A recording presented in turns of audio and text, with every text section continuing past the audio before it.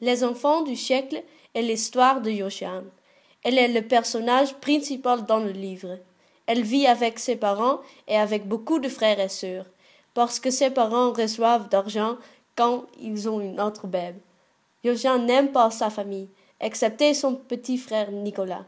Josiane trouve que sa famille est trop grande et elle veut rester toute seule. Un jour, Josiane rencontre un homme, et il s'appelle Guido. Il est plus âgé qu'elle, et il est italien. Guido et Josiane tombent amoureux. Josiane essaie de raconter Nicolas de Guido. Il a 30 ans et elle a 11.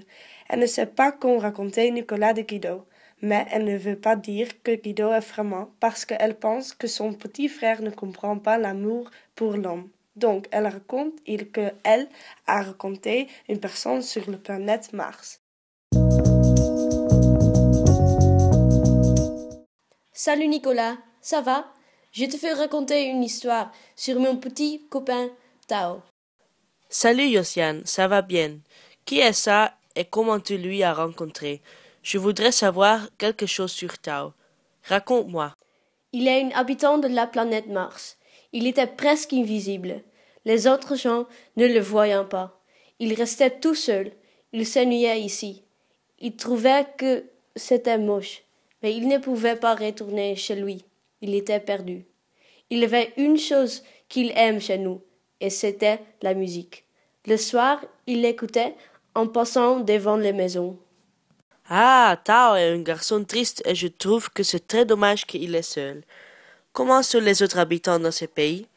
Sont-ils tous comme Tao? Sont-ils seuls aussi? Chez lui, tout le monde avait une âme.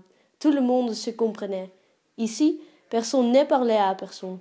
Les gens étaient enfermés dans leur peau et ne regardaient rien. Il avait beau leur sourire, leur faire de salut. Ils ne répondaient pas. J'étais la seule. C'est un peuple très étrange. Je crois que c'est très sympa qu'on sourit à chacun. C'est bon que tu as souri bien aussi parce que personne ne le fait. Comment est la vie sur Mars en fait? Comment a l'air dans ces pays? Chez lui, il faisait toujours du soleil, et c'était couvert de vignes, et les arbres ne perdaient pas leurs feuilles au printemps. Il en poussait de nouvelles, blanches, qui devenaient vertes l'année suivante, et les arbres ressemblant à des bouquets de fleurs. Josiane raconte ça à Nicolas parce qu'elle adore ce monde d'imagination.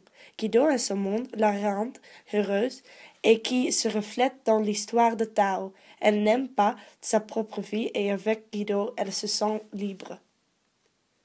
Josiane va en vacances et quand elle retourne, Guido a disparu. Elle est très triste et elle veut lui chercher. C'est pourquoi elle commence à devenir amie avec un groupe de gens parce qu'elles ont des scooters.